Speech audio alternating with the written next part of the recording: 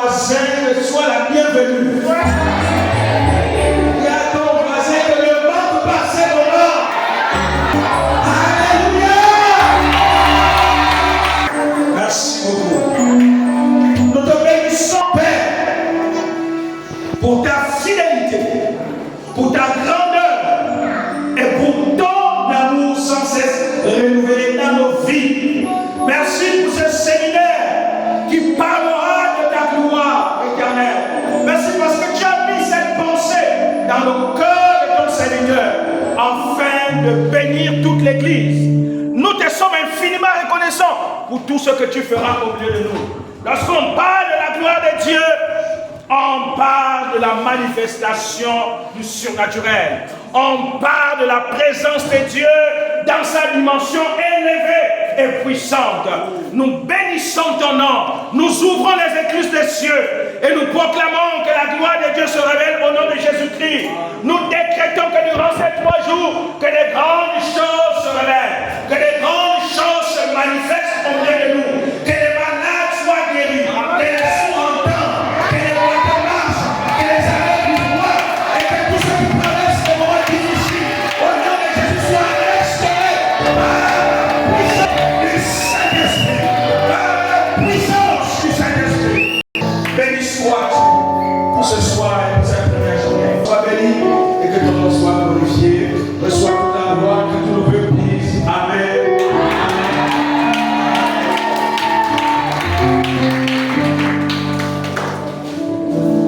Merci.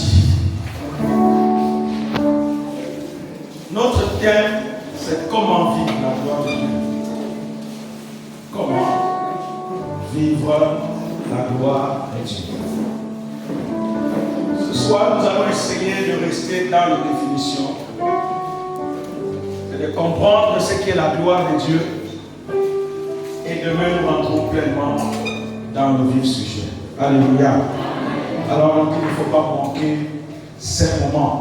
Il faut continuer à inviter les voisins, les connaissances. Il faut continuer à inviter. Nous avons quelques textes à lire.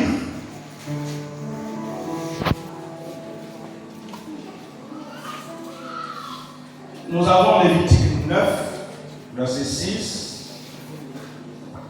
Nous avons Exode 33, verset 22. Exode 33, verset 22. Voici quelques textes que nous allons lire tout à l'heure. Et Exode 24, verset 17. Donc nous allons commencer avec Lévitique 9, verset 6.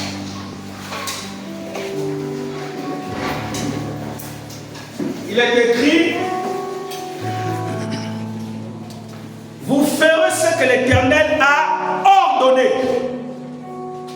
et la gloire de l'Éternel vous apparaîtra. Je reprends. Vous ferez ce que l'Éternel a ordonné, et la gloire de l'Éternel vous apparaîtra. Deuxième texte. Exode 33, verset 22. Quand ma gloire passera, je te mettrai dans un creux du rocher et je te couvrirai de ma main jusqu'à ce que je sois passé. Exode 24. L'aspect de la gloire de l'Éternel était comme un feu dévorant sur le sommet de la montagne aux yeux des enfants d'Israël. Alléluia. Amen. Merci de vous asseoir. Lorsque nous parlons de la gloire de Dieu, c'est un sujet assez riche et assez profond. Et tous les jours, nous parlons de la gloire, de la gloire. Mais c'est quoi la gloire exactement? Il faut que nous comprenions d'abord les mots. Hein? Nous, les enseignants, il faut d'abord qu'on comprenne les mots. Il faut qu'on explique La gloire, qu'est-ce que la gloire? Ressemble à quoi? Et lorsqu'on parle de la gloire, qu'est-ce qu'on veut dire exactement? Parce que souvent nous employons les mots, mais dont nous n'avons pas la compréhension véritable. Et il arrive même que tous les dictionnaires que nous avons dans nos maisons là parfois, c'est limité. On dit par exemple la gloire, c'est un aspect, ou encore la gloire, c'est la présence de quelqu'un. Mais c'est un peu limité. C'est quoi exactement la gloire? Et comme je le disais dans mes propos préliminaires, nous allons rester dans les définitions ce soir, avant de commencer à prier. Parce qu'on va rentrer dans une action de prière tout à l'heure. Alléluia. C'est la prière qui favorise l'action de la gloire de Dieu. C'est quoi la gloire? Il est important de comprendre. C'est quoi la gloire? Alors nous avons quelques mots qu'il faut aller comprendre. Qu'est-ce que la gloire? Et je nous encourage de nous suivre. Suivez-nous bien, s'il vous plaît. Qu'est-ce que donc la gloire? D'après les textes que nous venons de lire dans Lévitique 9:6 et dans Exode 33 et Exode 24, le contexte, il se situe avec Moïse dans le désert. Lorsque Dieu va apparaître à Moïse et va lui confier une mission. Et il ne va pas s'arrêter à lui confier une mission, mais il va lui dire: je marcherai avec toi et ma gloire va vous apparaître.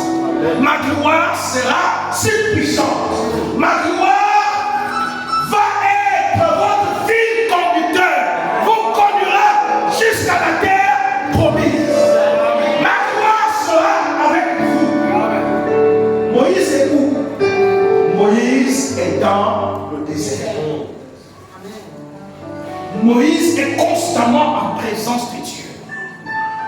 Vous allez comprendre que Dieu révèle sa gloire lorsqu'on est constamment dans sa présence. Et Moïse dit: toutes les fois que vous me chercherez, vous me trouverez. Nous comprenons donc la nécessité de chercher Dieu pour que Dieu se laisse trouver. Il a dit que je me laisse trouver par ceux qui... Alléluia. Amen. Par ceux qui me cherchent, je me laisse trouver. Qu'est-ce que la gloire? Plusieurs dictionnaires définissent la gloire comme étant un aspect de la présence de Dieu. Et d'autres définissent la gloire comme étant la présence de Dieu. C'est la présence de Dieu. Mais nous trouvons cette définition un peu limitée. L'expression de la gloire, qu'est-ce que cela signifie? Cela signifie cette expression que l'on trouve dans les textes bibliques. Et le mot gloire revient plus de 300 fois dans la Bible. Vous comprenez que c'était un mot, un sujet de doctrine, un sujet assez important.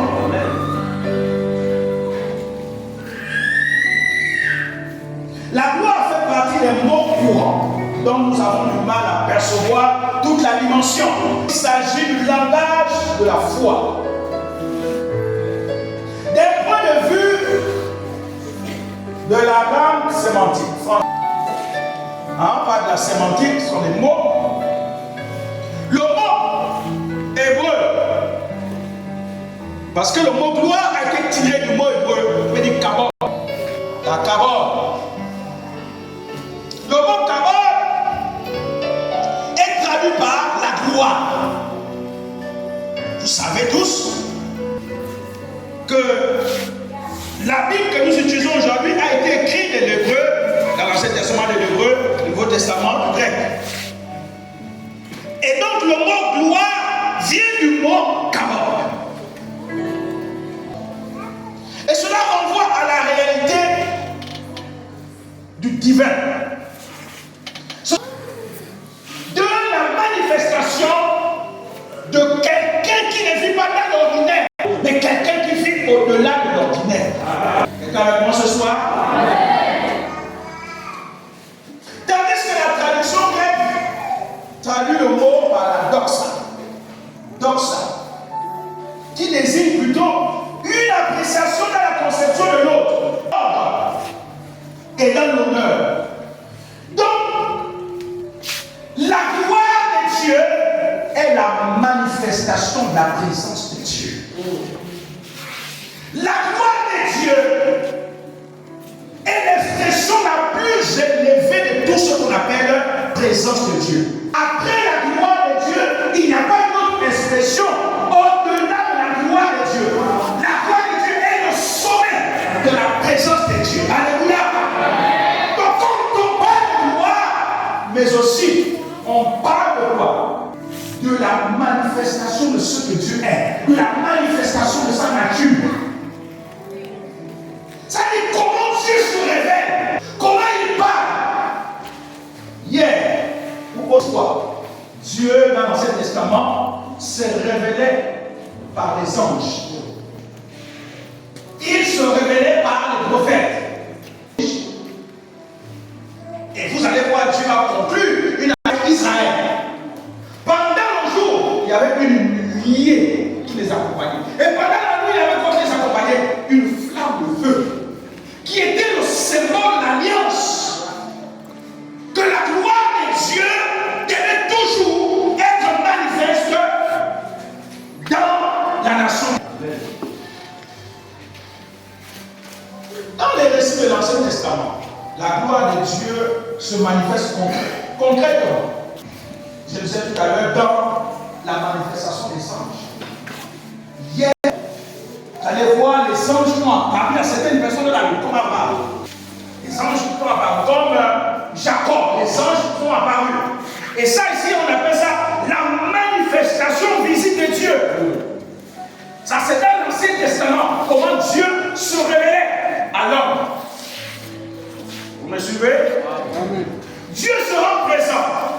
Nous pourrons dire visible, en pleine lumière, car les images sont souvent lumineuses. Le feu du Sinaï, la nuée lumineuse qui accompagne les enfants d'Israël au désert, qui se dépose sur la tente d'assignation, ou la tente, ou qui remplit le temple. Finalement, la gloire de Dieu est une manière de dire la présence manifeste même de Dieu. Alléluia. Amen. La présence manifeste même de Dieu. Un texte important dont nous avons tiré dans Exode 33. On va lire le verset 18. On va lire le verset 18 jusqu'à 23. On va écouter encore. Moïse est en prière. Laisse-moi contempler ta gloire. Exode 33, verset 18. Le Seigneur dit, je vais passer devant toi avec toute ma splendeur. Donc la gloire de Dieu, c'est la splendeur de Dieu. Amen. La splendeur de Dieu, en fait, c'est quelque chose que l'on peut contempler, mais sans comprendre, en fait. Parce qu'on ne peut voir Dieu et vivre en réalité dans notre corps physique, dans notre corps du péché. On ne peut contempler Dieu et vivre. Non. La splendeur fait appel à la magnificence, à la beauté de Dieu, de ce que Dieu est en réalité, de ce que Dieu est. On continue la lecture. Et je proclamerai devant toi mon nom qui est le Seigneur. Je fais grâce à qui je veux. Je montre ma tendresse à qui je veux. Et puis il dit encore, tu ne pourras pas voir mon visage. Il s'amuse. Et tu ne pourras pas voir mon visage. Ce n'est pas possible de voir le visage de Dieu. Parce que nous sommes limités dans le corps. Le corps humain est limité. Et à cause du péché qui est en nous, vous savez que Dieu a condamné le péché dans la chair. Et à cause de ça, notre corps ne peut voir Dieu vivre. Car Dieu dit, car un être humain ne peut pas me voir et rester en vie. C'est Dieu qui parle. Alléluia. Le Seigneur dit enfin, voici une place près de moi. Tu te tiendras sur le rocher passerai ma gloire, je te montrerai dans le creux du rocher et je t'abriterai de ma main jusqu'à ce que je suis passé. Puis je retirerai ma main et tu me verras de dos. Mon visage, personne ne peut voir. Alléluia. Et mon visage, personne ne peut voir. C'est extraordinaire. La gloire de Dieu va au-delà de la simple présence de Dieu. Amen. Car il y a une différence entre la gloire de Dieu et la présence de Dieu. Écoutez-moi bien. La présence de Dieu, c'est sa nature physique. C'est ce que Dieu est. Vous voyez? C'est ce que Dieu est. Ça, c'est sa présence. Mais la gloire de Dieu, c'est la manifestation extraordinaire de la présence de Dieu qui n'est jamais Dieu.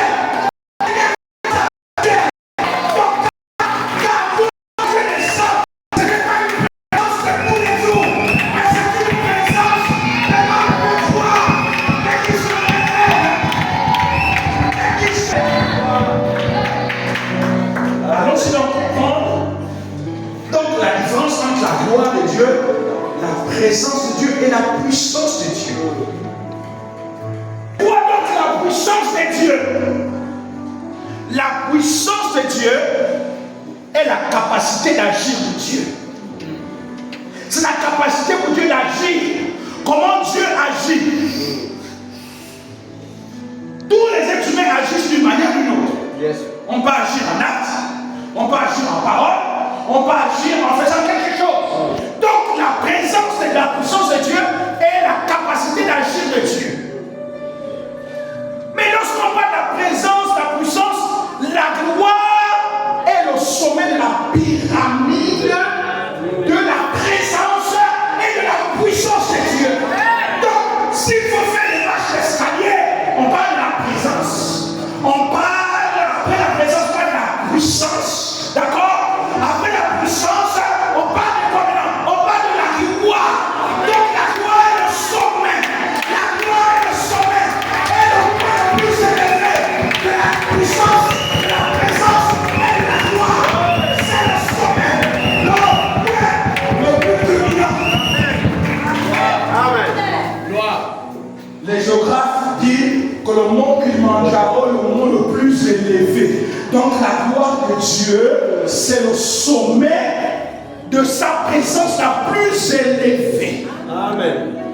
Maintenant dites-moi, quel est l'homme qui peut voir la gloire de Dieu et exister? Personne. Alléluia. Amen. Personne. On va continuer la lecture. Personne. Le Seigneur descendit dans la nuée et vint se placer là, auprès de Moïse. Il proclama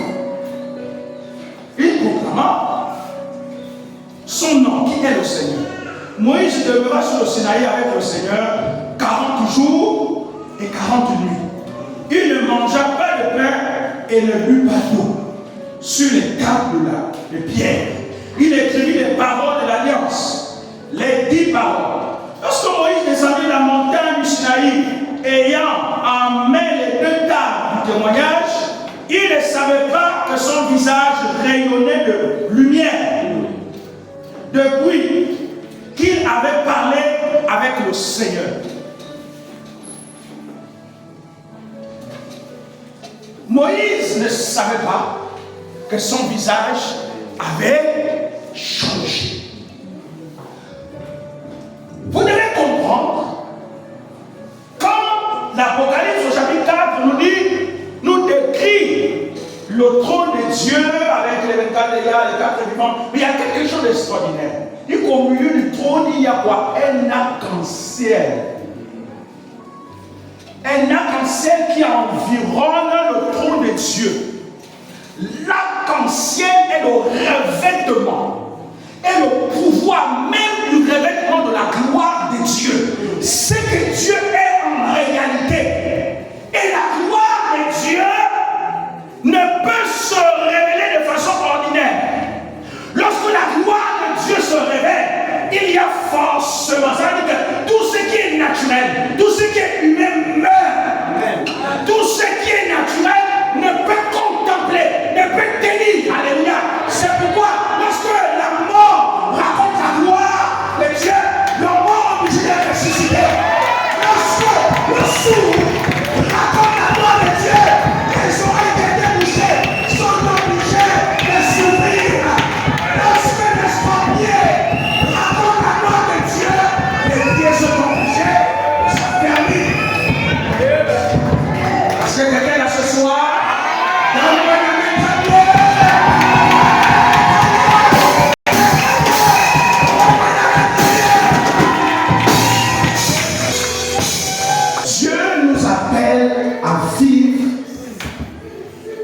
et à marcher dans la gloire. Amen. Ça, on va expliquer ça. Dieu nous appelle à vivre. Il y a d'abord vivre et ensuite marcher. Notre thème, c'est comment vivre. Alléluia. Ensuite, à marcher et à expérimenter la gloire de Dieu. La gloire de Dieu se révèle à l'humanité pour montrer la différence qu'il y a un véritable Dieu qui existe. Que Dieu est réellement réel, qu'il existe. Et la gloire de Dieu, ce n'est pas le domaine du naturel. C'est le domaine du surnaturel.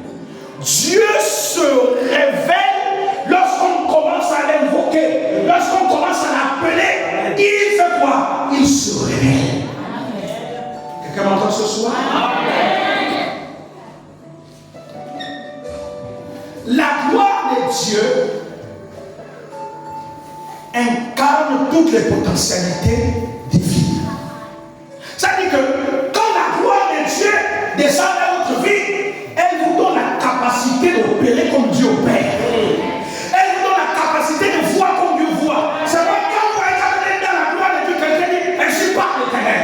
C'est la gloire de Dieu qui donne la capacité à la chair au sang de concevoir. C'est la chair et le sang ne peuvent pas concevoir. La chair et le sang ne peuvent pas être inspirés. C'est la gloire qui donne la capacité à la chair et le sang de parler au nom de l'éternel. La gloire de Dieu est même l'autorité de la proximité de ce que Dieu est. La gloire de Dieu révèle l'identité de l'immortalité de Dieu.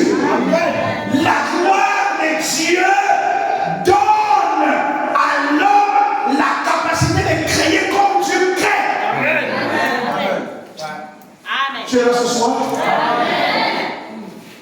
Bien aimé, c'était un sujet assez fort et assez puissant. La gloire de Dieu. Lorsque vous êtes dans la gloire de Dieu, vous avez la possibilité de tout faire. Amen.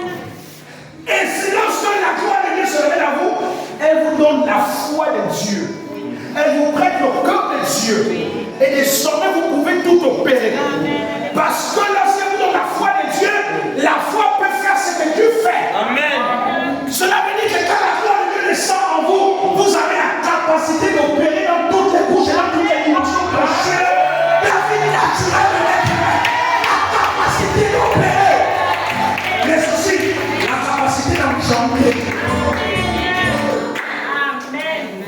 L'ange dit, le seul enfant qui naîtra de toi sera un sujet de quoi? De scandale. Parce qu'il n'a pas été conçu de façon surnaturelle, mais été conçu de la gloire, la puissance du Saint-Esprit va revêtir Marie. Il dit, l'homme te couvrira. Alors la gloire de Dieu créateur te couvrira.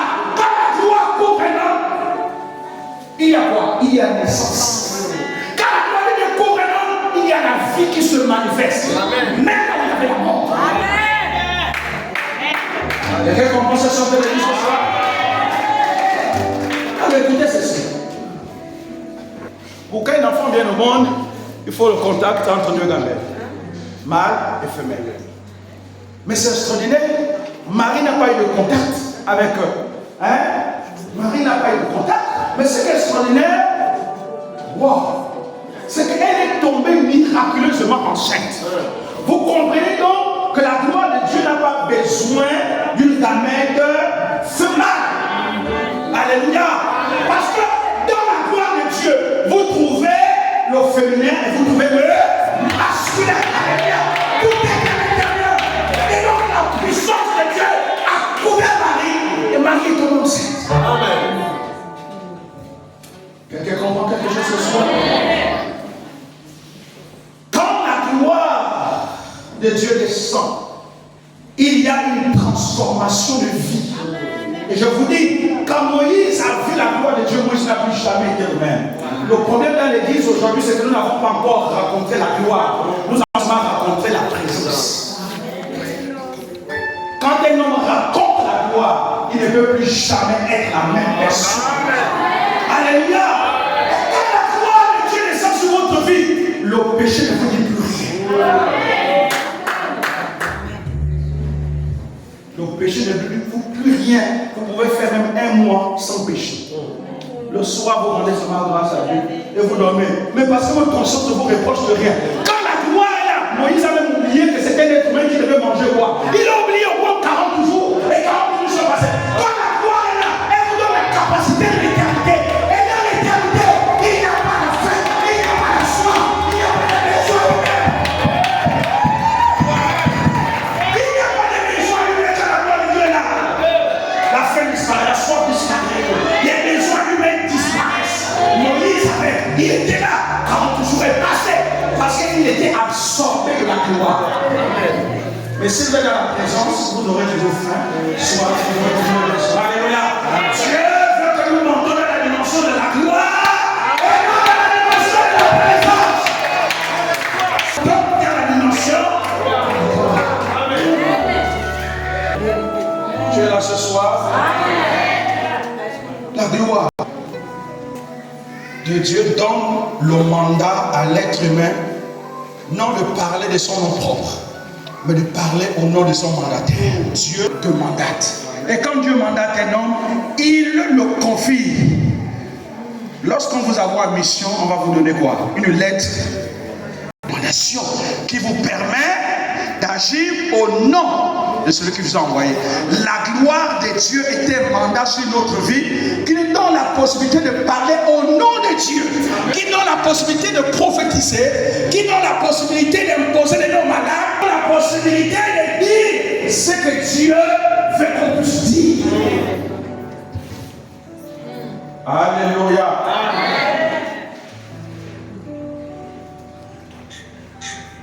La gloire de Dieu.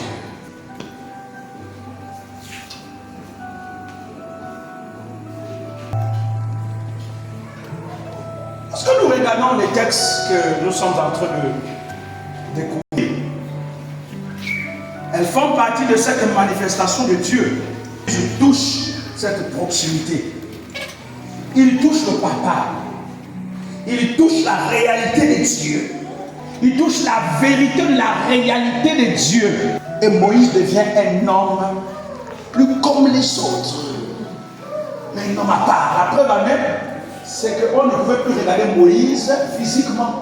Au point où on avait éloigné Moïse du peuple. On avait éloigné Moïse du peuple. Moïse était différent parce qu'il a vu ce qu'un homme ne peut voir. Mais elle n'est pas complète. Il ne peut voir directement Dieu. Mais cette gloire contemplée de près laissera des traces physiques sur Moïse. Difficile de parler de la présence de Dieu autrement que notre langage humain. Dos, main. En fait, on ne peut pas expliquer ce qu'est la gloire de Dieu. On essaie de traduire avec le langage humain. Quand Dieu dit tu verras mon dos, tu verras mon dos.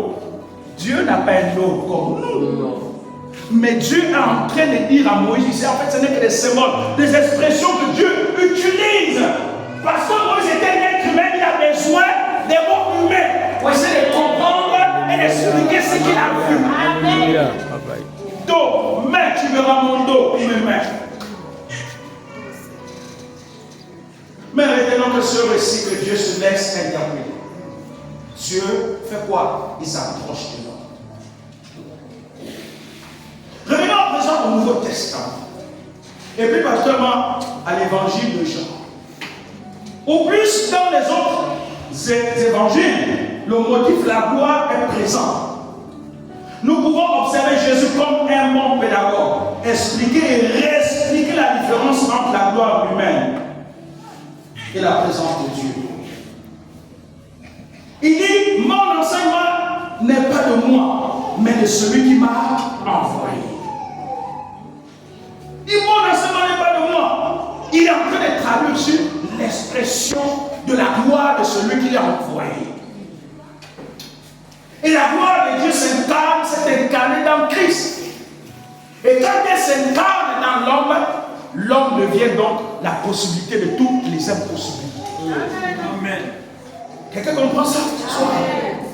Tu as donc la possibilité d'opérer dans des sphères que tu n'as jamais opérées. Écoutez-moi bien, l'objectif de la gloire de Dieu, c'est de tisser, c'est de t'introduire, c'est de te propulser dans des sphères que tu n'as jamais découvertes avec Dieu, dans des choses que tu n'as jamais entendues. Mais Dieu veut que tu puisses rentrer dans ces sphères afin d'opérer. Comprenons donc ici que la gloire de Dieu, lorsqu'elle descend sur l'homme, elle te donne le mandat de dominer. Amen. Et d'assujettir la terre. Amen. Quelqu'un comprend quelque chose ce soir? Elle te donne le mandat de dominer sur la terre, de régner sur la terre. Et c'est ce que Dieu nous rappelle lorsqu'il a créé l'homme. Lorsqu'il a mis l'homme dans le jardin. Le but de Dieu, ce n'était pas que l'homme meure. La preuve en est, c'est que Adam a vécu plus de 950 ans. Donc vous comprenez que la notion de Dieu, le plan de Dieu initial n'était pas que l'homme meure. C'était que l'homme puisse vivre dans l'éternité. Parce que lorsqu'on est dans la gloire, il n'y a pas d'âge. Dans la gloire, il n'y a pas de limite. Vous comprenez? La gloire de Dieu vous amène à vivre l'éternité. Expérimenter l'éternité. Écoutez-moi bien. Dieu est hors du temps. Amen. Quand vous êtes dans la gloire de Dieu vous met hors du temps. Amen. Et tout être humain qui vit hors du temps n'est pas un être humain. Est un être surnaturel. Est un être extraordinaire. Dieu ne vit pas dans le temps. Il vit hors du temps. Et ce n'est pas il a la capacité de contrôler et de dominer l'espèce humaine. Amen. Est-ce que vous comprenez ce soir? Amen. Il lui dit, mon but, c'est que vous vivez comme moi. C'est que vous faites comme moi. Et il va donner à l'homme la gloire qui lui permet de quoi? De dominer la terre et d'assujettir la terre. En réalité, il n'y a pas de domination sans pouvoir. Qu'est-ce qui fait en sorte que les gens s'accrochent au pouvoir? C'est la gloire. La seule chose qui fait en sorte que les gens s'accrochent au pouvoir, ce n'est pas d'abord l'argent, c'est la gloire. Quand vous avez le pouvoir, vous avez la gloire. Mais le problème, c'est que les gouvernants de ce monde ne savent pas que la gloire dont ils recherchent, c'est la gloire qu'ils doivent aller la puiser auprès de Dieu. Certains recherchent la gloire, vont dans les pratiques occultes, vont invoquer le diable, vont baptiser. Mais ça, c'est une gloire, quoi, une gloire passagère. Amen. Vous ne pouvez pas dominer sur la terre si la gloire de Dieu n'est pas en vous. Vous ne pouvez pas être un grand leader si la gloire de Dieu ne vous a pas remarqué et établi. Vous ne pouvez accomplir votre destinée si la gloire de Dieu n'est pas en vous. Est-ce que quelqu'un comprend quelque chose? Amen. Alléluia. Amen. Donc Dieu veut qu'on puisse rechercher sa gloire. Dieu nous appelle à rechercher sa gloire. Dieu veut qu'on puisse monter et comprendre. Et comment en hébreu ne va pas seulement dans le sens de la présence, mais va dans le sens de la vérité absolue de ce que Dieu est en vérité. Dieu est immortel. Il est éternel. Dieu vit éternellement. Et la gloire de Dieu nous fait comprendre que l'homme qu'on appelle Dieu nous donne la capacité de comprendre ce qu'il comprend par sa gloire. Alléluia. Amen. Vous ne pouvez jamais opérer dans le surnaturel si la gloire de Dieu n'est pas en vous. Attention. Recherchons le baptême du Saint-Esprit, mais cela ne suffit pas. Le baptême du Saint-Esprit n'est qu'un témoignage de ta nouvelle identité. Ça t'introduit dans le monde des esprits, dans le monde du surnaturel. Mais la gloire de Dieu te permet de régner avec Dieu. Et quand la gloire est sur vous, aucune puissance des ténèbres ne peut vous résister. Amen. Pasteur Christian, je me rends compte que plus on grandit avec Dieu, plus on cherche Dieu. Dieu, on comprend que, mais c'est comme si on n'a jamais connu Dieu. Plus vous avancez, vous creusez, vous rendez compte maintenant. J'ai pensé que c'était ça, mais Dieu te dit non, tu n'es encore qu'à 1 virgule. Amen. Avance encore. Amen. Et Dieu te dit avance encore. Amen. Et la gloire de Dieu, c'est quoi? C'est la profondeur. La gloire de Dieu, c'est le fait d'aller dans les kilomètres avec Dieu, parcourir les kilomètres surnaturels, parcourir les kilomètres dans la présence de Dieu pour découvrir ce que Dieu en réalité.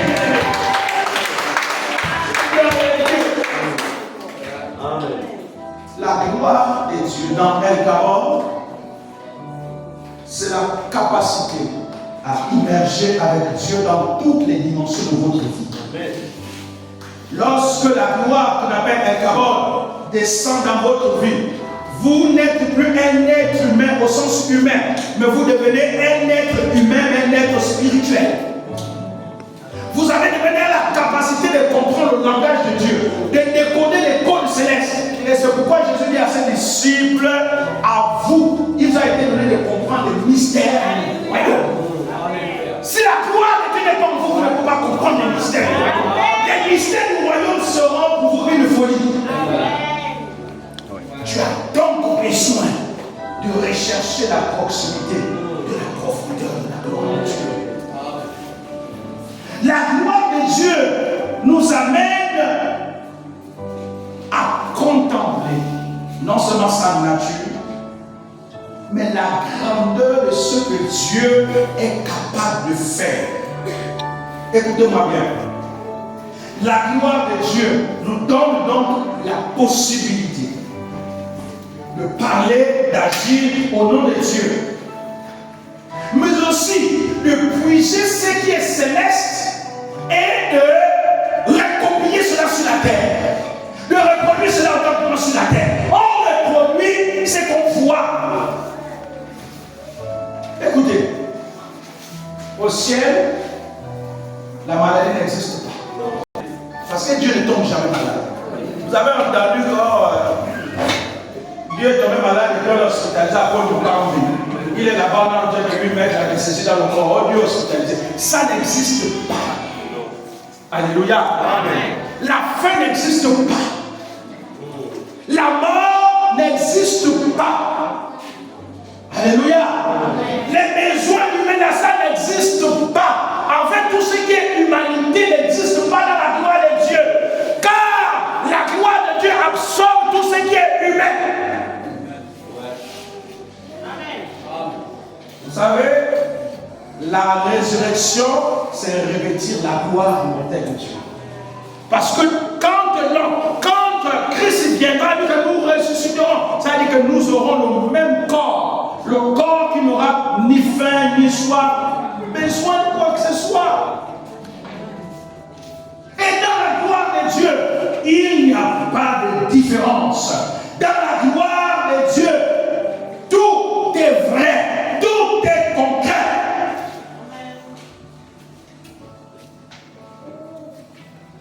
Alléluia. Alors, je m'arrêtais pas là ce soir. Bien-aimé, je viens de l'expliquer avec des faibles mots. Ce qui est la gloire de Dieu. Et Dieu veut non seulement qu'on expérimente sa gloire, mais qu'on puisse la contempler. Quand on contemple, on va expérimenter et on va agir. Dit gloire de Dieu, je disais à la mort, veut dire guérison, veut dire miracle, veut dire prodige. On ne peut parler de la gloire de Dieu parce que, en fait, comprenons une chose, que la guérison, c'est le domaine de l'humain. Quelqu'un comprend ce que je suis en train de dire? Les miracles, c'est pour nous les humains. Dieu n'a pas besoin de miracles parce que le miracle, c'est Dieu. En fait, pour ça n'existe pas. Ça n'existe pas pour Dieu. C'est pour nous les humains qui avons besoin de toutes ces choses. Et donc, si on parle de la gloire de Dieu, on parle donc du domaine surnaturel. Et la gloire de Dieu va se révéler. Alléluia. Amen. Est-ce que tu peux te lever un instant? Les chants au niveau, s'il vous plaît. Alléluia.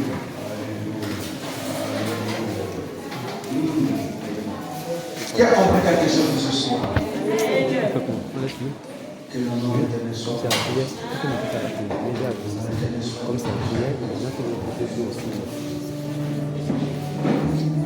Dieu nous invite à se mettre dans sa gloire. Parce que Dieu est fatigué de nous voir dans nos statuts, de nous voir dans les pleurs. Il est fatigué de voir les choses qui ne marchent pas dans notre vie. Ça ne marche pas. Les enfants, le Dieu leur vie ne marche pas. Ça ne fonctionne pas. Ils essayent un moment. Après, tout est bloqué. C'est parce qu'il manque la gloire de Dieu.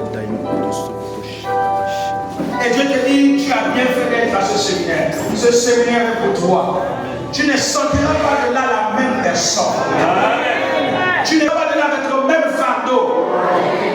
Ta requête sera exaucée.